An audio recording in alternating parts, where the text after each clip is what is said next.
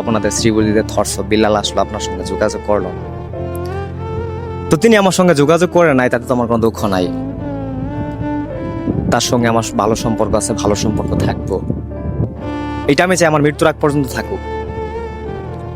আমাদের শেরপুর জেলার যারা ক্রিয়েশন জগতে আছেন, ভালো কাজ করতেছেন, তাদের জন্য সবসময় আমার শুভকামনা। Thoughts of Billal, NASA team, Farhana, Prema আপু, হ্যাপি আপু। আমাদের শেরপুর জেলাতে আরো অনেকজন আছেন, মুমতাজ আছেন, প্রেঙ্গুই নাহিদ আছেন, অকে সোহান আছেন, কিং সুফিয়ান আছেন, আরো অনেকেরই আমি চিনি না। তারপর মাটার বিনোদন আছেন, রয়্যাল বিনোদন আছেন, আরো অনেকেই আছেন। তো এই যে আপনারা কাজ করতেছেন, ভালো কাজ করতেছেন, আপনার জন্য সাধুবাদ। তো আমি কিছু কিছু ক্ষেত্র, কিছু কিছু কন্টেন্ট ক্রিয়েটর কিছু কিছু বিষয় পছন্দ করি না, মানে কন্টেন্ট ক্রিয়েটরের কিছু কিছু বিষয় পছন্দ করি না, যার জন্য আমি তাদের সঙ্গে ওরকম ভাবে চলাটা পছন্দ করি না। এখন আপনি বলতে পারেন যে ভাই শেরপুর জেলার মানুষ, আমি তো কারো শিষ্য না। তিনি থটস অফ বিল্লাল, আমি ইমরান শুভ। তিনি শেরপুর জেলার নকলার ছেলে, আমি শ্রীবুদ্ধি থানার সন্তান। তিনি আমার সমবয়সী একজন মানুষ, আমি তার শিষ্য না, সে আমার ভাই। হয়তো বন্ধু বললে আবার রাগ করবে, রাগ করতেই পারে, স্বাভাবিক, কারণ তিনি এখন অনেক ডেভেলপ হয়ে গেছেন। তিনি আর অনেকগুলা বিজনেস আছেন, যেমন লটারি বিজনেস আছেন, তারপরে পোশাকের বিজনেস আছেন, তারপরে আপনার প্রমোট বিজনেস আছেন। তো আমার তো কোনো বিজনেস নাই, কারণ আমার পেজ তত বড় না। তো যেই কথাগুলোর জন্য বা যেই বিষয়াশয়ের জন্য আমি ওরকম ভাবে ওনার সঙ্গে অ্যাক্টিভ থাকি না বা যাই না। ধরেন আমি একজন মুসলিম পরিবারের সন্তান, ফেসবুক থেকে আর্নিং করাটা হারাম, এইটা কয়েকজন হুজুরে বলছেন যে ফেসবুক থেকে আপনারা যে টাকাটা আর্নিং করেন এটা কিন্তু হারাম। তো ওই দিক থেকে দেখা যায় যে এই হারাম উপার্জন চিন্তা করেও কিন্তু আমি ফেসবুকে ভিডিও করতেছি। হ্যাঁ ঠিক আছে, ফেসবুকের টাকা যদি হারাম হয়, আমি তো কোনো অবৈধ কাজ করতেছি না, সমাজে কোনো অসামাজিক কিছু করতেছি না, কিন্তু এই জায়গায় কথা আছে, ফেসবুকের টাকা হারাম, এটা মেনে নিলাম। তো আমি যদি মানুষকে নিয়ে ভিডিও করে দেই যে ভাই একটা প্রমোট দিব, আমাকে 500 টাকা দেন, 1000 টাকা দেন, তো ওই দিক থেকে আপনারা কোন মন মাইন্ডে নেবেন? ধরেন 500-1000 টাকা দিয়ে আমার কাছে একটা প্রমোট নিলেন, আমার ভিডিও আমি আপনাকে করে দিলাম, আপনি আপনার প্রোফাইল উপরে স্ক্রিনে দিয়া আপনি পোস্ট করলেন, হ্যাঁ আপনি 2-4-5 হাজার ভিউ পাইলেন, বা আমার দ্বারা হইলই না বা হইলো, তাতে আমি কারে প্রমোট করলাম? আপনারা প্রমোট করলাম, আপনি কিছু ফ্যান ফলোয়ার পাইলেন, মানুষ আমারে দেখলো, আমারে চিনলো। সেকেন্ড কথা হচ্ছে যে এই যে লটারির বিজনেস করা লাগবে না, লটারি বিজনেসে পরে আসি। এই জায়গায় ধরেন আমি 1000 টাকা করে প্রমোট দিলাম, এটা আমি মানবিক কাজ করব। তো এমনও তো হতে পারে যে আমি 1000 টাকা দিয়ে আপনাকে প্রমোট না দিয়ে আপনাকেই বললাম যে ভাই 1000 টাকা আমাকে দেওয়া লাগবে না, আপনি আমার কাছে প্রমোট নেন, 1000 টাকা দিয়ে আপনি একটা মানবিক কাজ করেন বা 2টা মানুষকে সাহায্য করেন 500 টাকা করে। এটা তো আমি বলতে পারতাম, এটা কি আমার মনুষ্যত্ব না? হ্যাঁ মনুষ্যত্ব। তাহলে এটা না করে কেন আমি টাকা নিজে নিয়ে প্রমোট করতেছি? তো এইটা কি দর্শকের সরলতা বিক্রি করে খাওয়া না?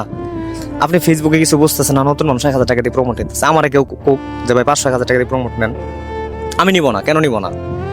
কারণ এই মিডিয়া প্ল্যাটফর্মে আপনাকে কাজ করতে হলে নিজের যোগ্যতা দিয়ে উঠতে হবে, ওই কারো প্রমোট বা চাচা দুলা বা এইটা দিয়ে কাজ হবে না। ফার্স্ট কথা এইটা। সেকেন্ড কথা হচ্ছে আপনার লটারি। ধরেন আমি একটা প্রাইভেট কার দিলাম বা আমি একটা মোটরসাইকেল দিলাম, 100 টাকা বা 500 টাকা করে লটারির টিকিট ছাড়লাম, এই জায়গায় আমার 20-50 লাখ টাকা বিজনেস হইলো। হয়তো দেখা যায় যে মোটরসাইকেলের দাম হবে 2-4 লাখ টাকা, বা একটা প্রাইভেট কারের দাম হবে 10-12 লাখ টাকা। তুই যে 10-12 লাখ টাকার জায়গায় আমি 50 লাখ, 60 লাখ, 70 লাখ টাকা ইনকাম করলাম, কারণ আমার তো হাইলাইটিং একটা ফোকাস আছে।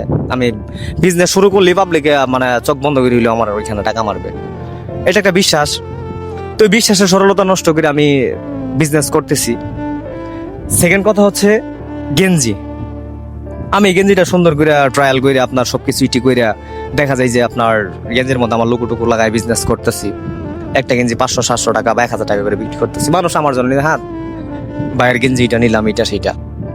তো এই যে আমি যে বিজনেস গুলা করতেছি, এইটা আমি করতে পারি।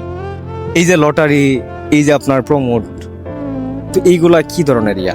হয়তো আমার ভালো লাগে না দেখে আমি যাই না, আমি চলি না, কারণ আমি মনে করি যে ফেসবুকের আর্নিংটা যদি হারাম হয়, এটা আমি মেনে নিছি, কারণ পাপ হইলে একটা দিক থেকে হওয়া উচিত, দোষ দিক থেকে না। কেন আমি যাই না বুঝে যদি মানুষের সরলতা বিক্রি করে খাই, আমি যদি স্বার্থ কাঙ্গাল হই, তাহলে আমার দ্বারা সবই সম্ভব। এই যে বাংলাদেশে চুরি তো মানুষ একদিক থেকে করে না, চুরির সাইড তো কয়েকটা দিক থেকে আছে, তো সব দিক কি হালাল? হালাল না। তো চুরি আর ধান্দাই, এটা বুঝতে হবে। ভাই আমি মুসলিম পরিবারের সন্তান, আমি একজন মাদ্রাসা ছাত্র, আমি একজন ইসলাম প্রেমী মানুষ, আমি মানুষের সম্মান বুঝি, মানুষের ভালোবাসা বুঝি, মানুষের আদর যত্ন বুঝি, সবই বুঝি। কিন্তু আমি কখনো মানুষের ক্ষতি চাই না। এটা একমাত্র আমার আল্লাহ জানে, মানুষ না জানুক। তবে আপনি এটা বলতে পারেন যে ভাই এত সৎ কিভাবে হন? ভাই আপনার ভিতরে যদি মনুষ্যত্ব না থাকে, আপনি যেমন আমাকে তেমনই মনে হবে। আমি যে সৎ এটা আমার আল্লাহ জানে। আমি হাতে কোরআনও নিয়ে বলতে পারবো যে আমি সৎ, কারণ আমার দ্বারা আজ পর্যন্ত কারো কোনো ক্ষতি হয় নাই বা হবেও না। আমি কখনো এই কন্টেন্ট ক্রিয়েশন জগতে আসছি মনে আমি কোনো আমার অডিয়েন্স কিংবা যারা নতুন ক্রিয়েশন জগতে আসতেছে তাদের কখনো ক্ষতি চাই না বা চাই এমন না। আমাদের শ্রীবর্দী থানার যতগুলো মানুষজন আছেন আমাদের শেরপুর জেলার মধ্যে, তারা মোটামুটিভাবে ভালো করেই জানেন যে আমি কখনো কারো ক্ষতি চাই না বা ক্ষতি চাইবো না। কেন চাইবো না? আমি সব দিক থেকেই পারফরমেন্স দিতে পারি। আমি ডান্স পারি, আমি গান পারি, আমি অভিনয় পারি, ফানি ভিডিও বানাইতে পারি, সব কিছু করতে পারি ভাই। একটা মিডিয়া পার্সন হিসেবে একজন মানুষের মধ্যে যতটুকু ট্যালেন্ট থাকা দরকার, একমাত্র বাদ্যযন্ত্র ছাড়া অভিনয়ের জগতে আল্লাহর রহমতে আমার সব দিক থেকে ভালো পারফরমেন্স আছে। এটা আসলে অহংকার করে না, এটা আমার নিজের ভিতর থেকে আমি উপলব্ধি করে বলতেছি। আর শ্রীবর্দী থানার মানুষ মোটামুটি ভালো জানেন যে ইমরান শুভ কি না পারে। একমাত্র বাদ্যযন্ত্র বাজানো ছাড়া অভিনয়ের জগতে মোটামুটি সবই পারি আমি। তো ভাই এটা আমার অহংকার না। আপনি যদি আপনার প্রতিভা নিয়ে কাজ করে আগায় যেতে পারেন, এটা আমার কোনো কিছু নাই। তো আমার দ্বারা যদি আপনার উপকার হয়, আমি কখনো টাকার বিনিময়ে উপকার করতে চাই না। আমি ফ্রিতে উপকার করতে চাই, যেটা আপনি সারা জীবন মনে রাখবেন আমাকে। আমি এতটুকু মনুষ্যত্ববান হয়ে সারা জীবন আপনাদের মাঝে বেঁচে থাকতে চাই। এখন আপনারা যাই মনে করেন, ওই দান্দা ফান্দার ব্যবসা আমার দ্বারা হবো না। আমি কারোর ওই সার্গিত মার্গিত হয়ে কারোর পিছনে ঘুরতে পারবো না, কাউরে নিয়ে ব্যবসা করে খাইতে পারবো না, কারোর আমার ভিউ ব্যবসার দরকার নাই ভাই। আমাকে নিয়ে যদি মানুষের 500-1000 ভিডিও দেখে তাতেও আমি খুশি আছি। এটা আমার নিজের অর্জন। আজকে আমি অন্যকে নিয়ে ব্যবসা করে খাবো, অন্যকে নিয়ে এটা করবো সেইটা করবো, তখন মানুষ আমাকে নিয়ে উল্টাপাল্টা চিন্তা করবে। ওই চিন্তার দরকার নাই ভাই। আমি কারো শিষ্য না, আমি কারো উস্তাদ না, আমি কারো গুরুও না, আমি কারো কিচ্ছু না। কারোর প্রতি আমার রাগ অভিমান নাই। শুধু আমার নিজের যে কথাগুলো আছে এই কথাগুলো আমি প্রকাশ করার জন্য আপনাদেরকে এত সুন্দরভাবে এই বিষয়গুলো বোঝাইলাম। তো ঠিক আছে, সবাই ভালো থাকবেন, সুস্থ থাকবেন।